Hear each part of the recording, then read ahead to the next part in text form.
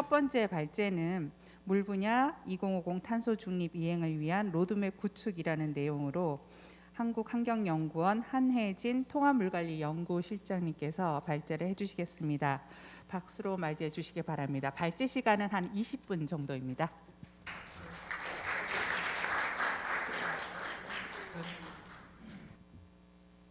네, 안녕하세요. 환경연구원 통합물관연구실 실장 KI 한혜진입니다.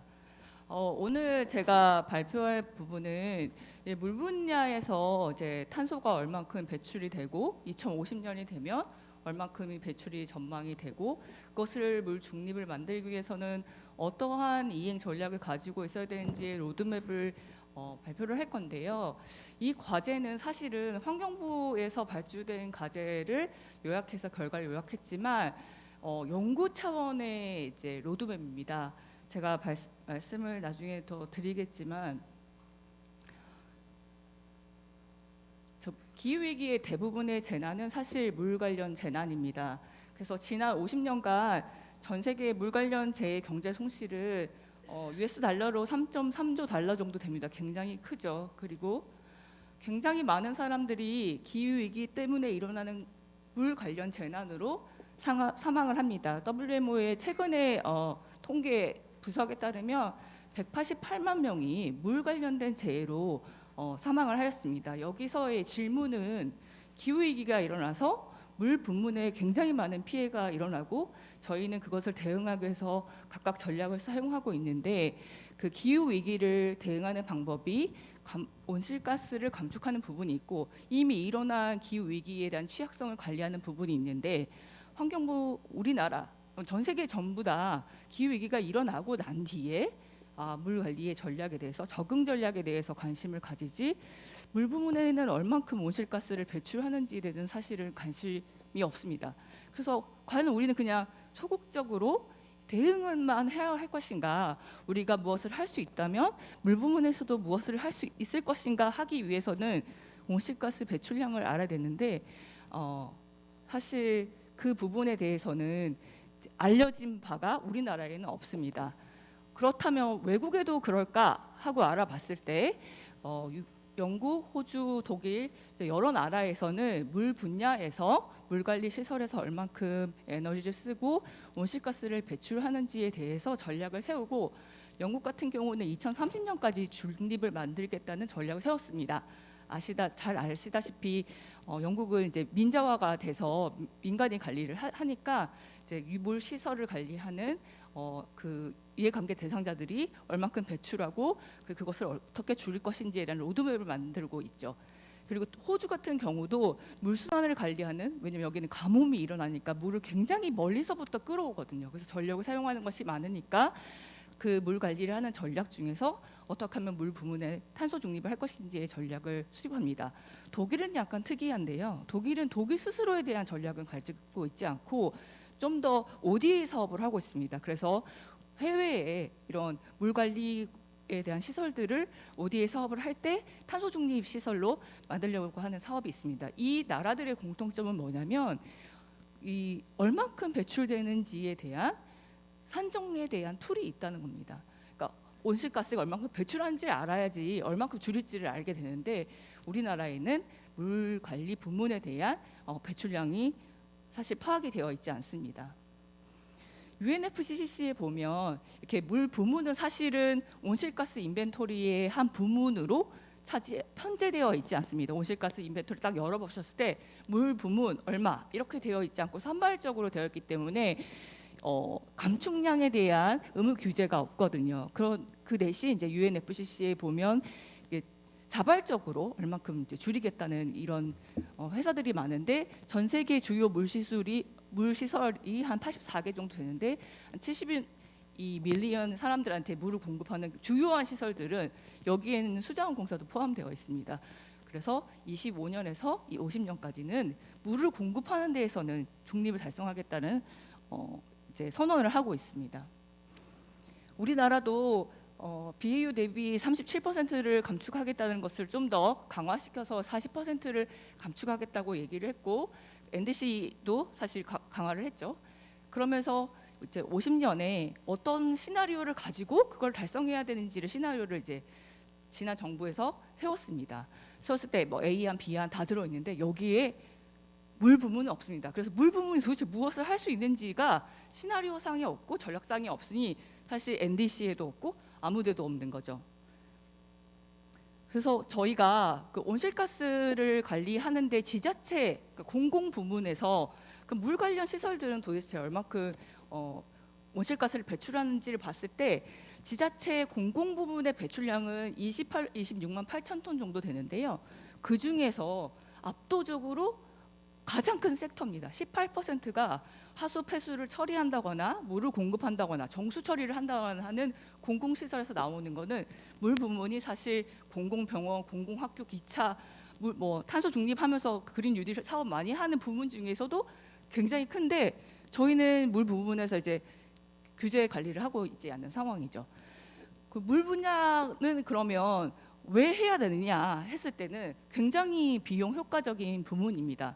저희가 뭐 에너지 전환을 한다거나 수소로 바꾼다고 했을 때 굉장히 많은 돈이 들고 그래서 유딜까지 했는데 여기서는 무비용 아니면 저비용으로 50% 정도 감축이 가능하다고 이제 영국이 굉장히 유명한 자일렘이라는 이제 물 공급하는 회사에서 뭐 분석 보고서를 낸 적이 있고요. 물 관리를 하게 된다면 저희 부문에서 물 부문에서의 감축량 외에도 벼농사를 하면서 물 관리를 하는 경우 그리고 굉장히 중요한 것 중에 하나가 온수 관리인데요. 온수 관리는 사실 물 분야가 아니고 산자부의 에너지 관리 부분입니다. 그 부분에서도 감축 효과가 사실 500만 톤 정도 일어나거든요. 그래서 공편익이 상당히 큰 물 관리 쪽에서 감축이 일어나면 다른 부문에도 공편익이 있는 부문이기 때문에 그러면 우리가 로드맵을 만들어 보자 이렇게 판단을 하였습니다. 현재 우리 이제 물 부문의 온실가스 정책에 대해서 조금 알아보면요. 아까 말씀드렸던 것처럼 국가 온실가스 인벤토리에 물 부문은 미편제되어 있습니다. 그러니까 다른 부문에 이렇게 막 흩어져 있는 거죠. 그래서 물 부문에서 얼마큼 되는지는 사실 알기가 어려운 상황이고요. 그리고 그 온실가스 관리 시설에 이제 물 시설들이 들어가서 사실 관리되고 있는 부분이 있는데 그게 정치수 같은 경우는 1,000개 정도 되고 하폐수 처리시설 같은 경우는 원래는 1,000개, 7,000개 정도 되는데 거기에 굉장히 이제 조그만 포션만 온실가스 관리를 대상으로 되고 있는 거죠. 그래서 얼마큼 배출하는지를 모르니 당연히 NDC에도 안 들어가고 탄소 중립 시나리오에도 들어가지 않아서 물 분야의 감축 전략은 반영이 굉장히 미미하고 이제 수자원공사 굉장히 열심히 하셔가지고 수성태양광이나 뭐 수열 에너지 전략이 조금 들어가 있긴 하지만 사실 하폐수 보면 하폐수가 18% 감축한다고 나와 있어요. 그래서 놀래가지고 이제 국가 인벤토리 전화를 한 거죠. 이 18%는 도대체 무엇을 해서 감축할 예정입니까? 그랬더니 이거는 감축 전략이 아니고 그냥 인구가 줄어서 그런 거라고. 인구가 줄면 하폐수가 줄고 그래서 자연스럽게 온실가스가 줄어드는 거다. 그러니까 저희 NDC에는 하폐수 시설들의 온실가스 전략은 없다라고 판단하시면 될 것 같아요. 그래서 탄소중립 기본법에도 물 분야는 적응에 들어가 있습니다. 그래서 이 부분에 대해서 기금을 쓸 것도 없고 21년 사실 그 재정 예산을 봤을 때도 물 관련돼서 탄소 중립에 관련 예산은 배정되지 않았습니다. 저희 연구진은 그럼 얼마큼 이제 온실가스가 배출되는지를 한번 알아보자. 모든 NDC의 기준의 레퍼런스 이어가 18년이기 때문에 18년 기준으로 만들었습니다. 그러려고 했더니 물 분야는 어디서부터 어디까지야? 이게 정해져 있지 않는 거죠. 그러니까 국가 온실가스 인벤토리를 만들 때 에너지 분야, 농업 분야 이러면 다 이렇게 조직 경계 바운더리가 있습니다. 하지만 국제적으로도 물 분야는 어디서부터 어디까지가 물 분야라는 게 없기 때문에 저희 이제 연구진에서 조직 경계 안을 만들었습니다. 그래서 수자원을 관리하기 위한 것부터 시작해서 여기는 룰루CF, 그러니까 랜드 유지에서 나오는 흡수량이 들어갑니다. 물 공급을 이송하고 정수 처리로 급배수하는 물 이용 부분이 있고요. 최종 소비자가 쓰고 나서 하폐수 분뇨 그리고 이제 가축 분뇨까지 들어가서 이제 공유 수면에 유출되는 이렇게 조직 경계 설정을 해서요. 작은 부분으로 물 공급, 하폐수 분뇨 관리, 수자원 관리. 수자원 관리는 이제 수변 관리 수질을 관리하기 위해서 수변 구역을 만들거나 댐을 관리하기 위해서 댐 구역을 만들 때 거기에 있는 이제 나무들의 흡수량까지 들어가는 부분입니다. 네, 그래서 이제 물 공급 관리, 물 환경 관리, 수자원 관리의 정의는 이제 이렇게 그 서류로 가름하도록 하고요. 그렇게 했을 때 이제 다 아시다시피 온실가스는 배출되는 방법이 두 가지 방법을 한정이 됩니다. 직접 6개의 온실가스가 공중에 나오는 직접 배출을 계산하는 게 있고요. 우리 부문은 아니지만 우리 부문의 관리를 위해서 전력을 사용한다거나 열을 쓸 때 쓰는 스콥2 간접 배출이 있습니다. 그리고 스콥3가 있는데 어쨌든 온실가스 인벤토리에는 스콥3까지는 생각하지 않기 때문에 스콥1이랑 스콥2로 저희가 인벤토리를 만들었고요. 그랬을 때 이제 온실가스 인벤토리에 어느 정도는 이제 온실가스 저희가 하고 있는데 뭐 가축 분뇨 처리, 폐수 처리, 공공화수 처리 이 부분이 계산이 되어 있기 때문에 그 계산값을 그대로 가져왔고요. 저희가 산정한 거는 그 흡수량 중에서 수변구역 부분, 수자원 관리를 위한 어떤 산림 조성의 부분에 대한 흡수량은 되어 있지 않기 때문에 그 면적을 계산을 했고 외부 전력으로는 이게 나온 게 없어요. 그래서 물 공급을 한다거나 하수 처리, 분뇨 처리를 할 때 쓰는 이제 전력 판매량을 사용해서 저희 계산을 했습니다. 다음이 결과입니다. 이 결과표를 보시면 바로 눈에 들어오시진 않겠지만 18년 기준으로 한 7억 2천 톤 정도가 국가 배출량입니다. 저희는 1287만 톤, 사실은 굉장히 작은 부분이죠. 1.77%를 배출합니다. 공공 부문으로 봤을 때는 18%이지만 뭐 에너지, 공정, 산업 다 들어와서 한꺼번에 봤을 때는 이 물에서 배출되는 양은 상당히 작은 편이죠. 그렇다고 우리가 물 관리를 할 이유가 없느냐? 그거는 아니라고 계속 제가 말씀을 드리는 거고요. 이 전력을 사용한 간접 배출과 이제 공정에서 화폐수 처리를 하면서 나오는 메탄가스나 아산화지소나 이런 부분이 이제 공정 배출인데 요거는 상당히 비슷한 수준입니다. 간접 배출이나 직접 배출이나 물 관리를 하면서 비등하게 나오기 때문에 물 관리에서도 전력 관리가 굉장히 중요한 거를 말할 수 있고요. 그리고 물환경 부분, 뭐 물이용 부분, 수자원 관리 부분을 봤을 때는 물환경 부분이 압도적으로 배출량이 많습니다. 이 부분 중에서 가장 큰 거는 가축 분뇨고요. 저희가 물 관리할 때는 보통 가축 분뇨 시설을 넣느냐 안 넣느냐를 저희 연구진에도 이제 고민을 많이 했는데 사실 이 과제가 물관리위원회에서 나왔기 때문에 농업의 용수 관리 그리고 농업의 수질 관리까지 다 넣기 때문에 이제 가축 분뇨가 들어왔고요. 가축 분뇨가 굉장히 많은 포션을 가지고 있습니다. 그래서 환경부 관할과 농림부 관할로 좀 나누게 된다면 사실 거의 비등비등한 수준으로 물에서의 탄소의 배출 역량을 가지고 있습니다. 그래서 이제 2050년에 이제 탄소 중립을 어떻게 할 수 있을까 저희가 굉장히 복잡한 가설과 방법과 저희 연구진이 국토연구원부터 해서 국책연구기관이 5개가 들어가서 그런 계산을 했는데 그건 너무 길어서 이제 스킵하고 결과들만 말씀을 드리면요. 2050년에 저희가 재정적인 전략과 모든 기술 전략을 이제 저희가 시나리오를 사실은 3개를 만들었는데 여기에서는 가장 크게 절감할 수 있는 하이브리드 전략을 만들었습니다. 재정 투자도 좀 일어나야 되고요. 기술도 좀 혁신이 돼야지만 가능한 게 이제 결과가 나왔고요.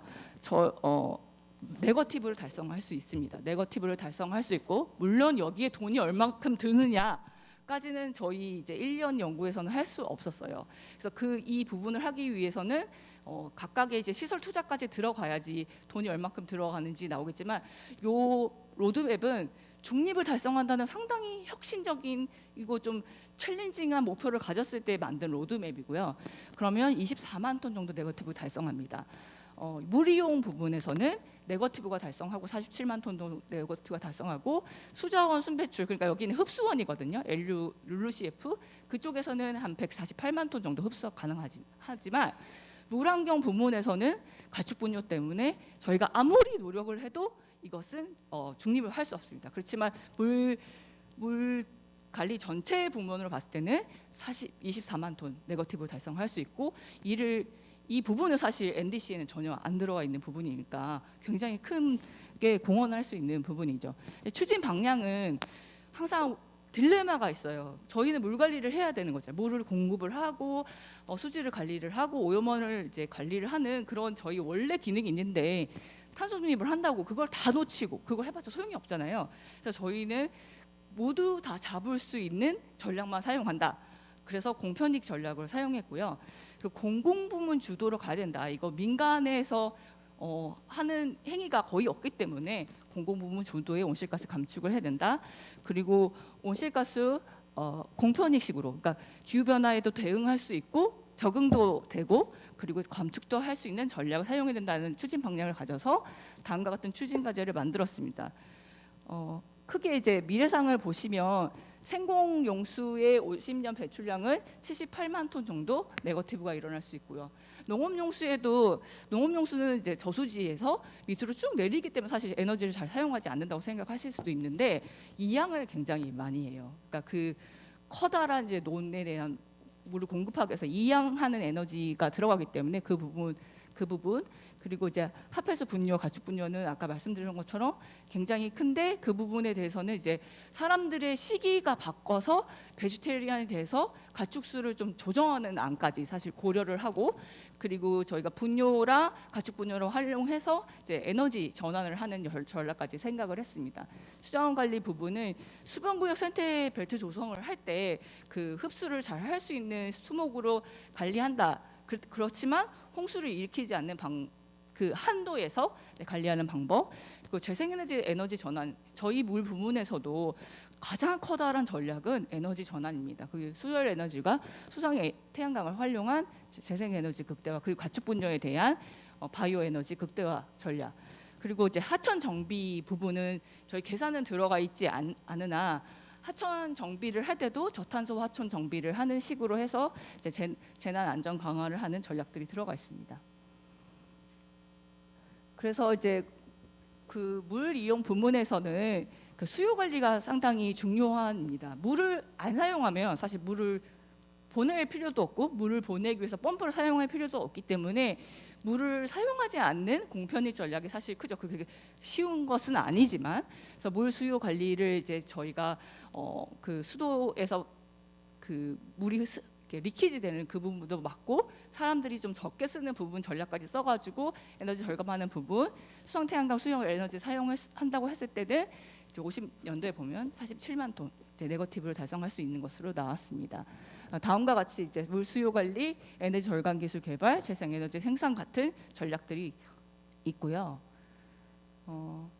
이제 물환경 부문 같은 경우는 그 가축 분뇨 처리 시설의 이제 고효율 기기를 보급을 확대를 하고 송풍 같은 아마 이상호 교수님이 더 자세하게 말씀하셨을 텐데 저희가 공정 처리를 할 때 송풍을 많이 쓰거든요. 그래서 그 부분에서 에너지 사용이 많기 때문에 그런 공정들을 사용해가지고 170만 톤 그리고 가축 분뇨 처리는 아무리 줄여도 사실 여기는 이제 비효율을 계산하는 시나리오가 안 나왔는데 인구는 줍니다. 그런데 가축 분뇨는 2050년에 2배로 늘어요. 가축이요. 사람들이 가축을 더 많이 먹기 때문에 가축 분뇨는 늘어서 저희가 아무리 이제 전환의 노력을 하려고 해도 가축 분뇨는 한계가 있어서 가축 두수를 관리하지 않고는 온실가스 중립은 굉장히 어렵다라는 부분이 있었고요. 비슷하게 이제 물 수요 관리를 하면 물을 적게 쓰면 하수도 적게 나오고 하수에 대한 공정 처리를 할 때 그리고 전력 처리할 때 나오는 양도 적어집니다. 고효율 공정을 쓴다거나 재생에너지 이 부분에 대해서는 이제 유휴부지 활용으로 태양광 등을 쓰는 부분이나 이런 그 바이오 가스로 사용하는 에너지 부분 그리고 이런 여러 가지 체계들을 만들어서 해야 된다고 봤고요. 이 안은 사실 농축산부 식품부의 확인을 받은 안이고요. 이 부분에서 정화 처리 및 에너지화 확대랑 바이오차, 스마트 축사 이 부분으로 생산성을 향상을 해서 가축을 좀 적게 길러가지고 수요를 관리하는 부분까지 넣고 이 부분에 대해서 이제 공동 자원화 시설을 만들 때 예산 집행력이 사실 사람들이 다 반대하니까 만들기가 어렵거든요. 그 부분에 대한 제도도 필요해서 그 제도도 담았습니다. 마지막으로 수자원 관리 부분은 계속 말씀드렸지만 수질을 관리하기 위해서 수변관리 구역을 만든다거나 댐의 주변 구역에 대해서 흡수량들을 증가시키는 일입니다. 아시다시피 이렇게 나무는 늙으면 흡수하는 능력이 떨어집니다. 그래서 비례율을 계산을 하면 지금 있는 애들이 한 60% 정도 흡수율이 떨어져요. 그래서 이걸 조림하거나 새로 관리하지 않으면 지금 있는 하천 주변에 있는 나무들도 흡수량을 다 할 수 없기 때문에 그 부분에 대해서는 확대를 해야 되는, 하천 공간의 이제 흡수량을 확대하는 부분과 인공 침수지에 이제 수질 오염이 됐을 때 거기 야산화 질소가 나오기 때문에 그 부분에 대한 배출량을 관리하는 부분으로 이제 전략을 봤고요. 수변 공간의 이제 흡수 능력을 확보를 한다거나 새로운 흡수원을 발굴한다. 그러니까 폐천부지 같은 게 있거든요. 그것들을 사실은 막 아스팔트를 만들고 그래서 그 위에다가 시설들을 만들고 그런 경우가 많아요. 근데 그 부분에서도 이제 수변 녹지 조성을 해서 흡수원을 확충하는 방법, 그리고 그 하천 기본 계획을 이제 저희가 할 때 이번에 이제 탄소 중립법 만들면서 기후 변화 어떤 사업을 했을 때 얼만큼 기후 변화에 영향을 미치나, 탄소가 증가하냐, 적응을 증가하냐 이런 부분이 있는데 그 부분에 대해서 기준을 만들어서 그 영향을 저감하는 부분에 대한 제도 개선 전략도 들어가 있습니다. 그리고 댐 홍수터를 복원해서 합수량을 증가한다거나 그 디지털 트윈, 그러니까 그 댐 하천의 홍수 방어 체계를 잘 만들어 놓으면 사실 하천 정비가 필요 없고 이 홍수가 되고 나서 복원 공사를 하면서도 탄소 배출량이 굉장히 크거든요. 그래서 그런 미리 홍수 자체를 재발하지 않는 그런 전략도 들어가 있습니다. 뭐 탄소 저감에 아까 말씀드렸던 것처럼 저희가 물 관리를 탄소 중립을 한다고 막 모든 하천 구간에다가 나무를 다 하면 홍수가 일어나고 그런 일이 있을 수 있잖아요. 그래서 그런 부분에 이제 재난 영향 평가를 해서 그런 재난이 일어나지 않도록 산림청에서 탄소 중립을 위해서 뭐 나무들을 다 이렇게 다 감벌을 했기 때문에 홍수의 피해가 있을 수 있다고 판단했는데 그런 평가 지침을 만드는 안들도 포함되어 있습니다. 이렇게 하기 위해서는 사실 기초조사가 굉장히 중요하고요. 저희가 현황을 알 수 없기 때문에. 그리고 통계도 그 지금 물 부분에 대한 이제 탄소 중립 통계는 갖춰지지 않기 때문에 그 통계를 만드는 부분, 재정 부분에서는 이 모든 일들이 재정의 투자가 필요하기 때문에 그 재정 전략을 만드는 안들, 국내 협력으로 이제 국제적으로 물관리 분야의 탄소 중립 전략을 사실 자리가 스탠스를 가지고 있지 않기 때문에 협력을 통해서 공고하게 물관리 부분의 탄소 중립 전략들을 국제적으로 또 다 같은 컨센서스를 가지고 관리하는 국제 협력 전략들, 이렇게 기술 개발, 뭐 하수 배출 시설에 대해서 공정 처리를 할 때 수질에도 영향을 미치지 않고 그리고 에너지도 절약할 수 있는 이런 공편익적인 기술을 개발하는 건 굉장히 어려운 일이거든요. 거기 전략들 만드는 기술안들, 그렇게 해서 이렇게 썸머리를 해보면 저희가 굉장히 노력하고 재정 투자를 하고 그다음에 이제 기술 개발을 한다면 우리 물관리 분야에서도 200 원래 발출하는 1.77% 싹 다 줄이고도 사실 다른 걸 도울 수 있다는 희망찬, 그렇지만 좀 더 챌린징한 목표를 저희 로드맵으로 마련을 했습니다. 긴 시간 들어주셔서 감사합니다.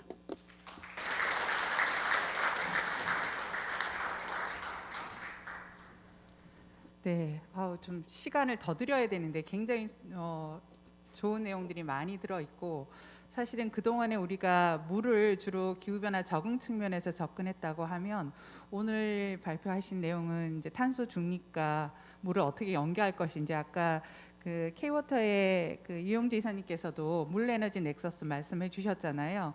그런 측면에서 보면 온실가스 인벤토리를 물 분야를 중심으로 해서 흩어져 있던 것들을 모아서 탄소 중립을 어떻게 이행할 수 있을 것인지에 대해서 다양한 전략들을 말씀을 해 주신 것 같습니다.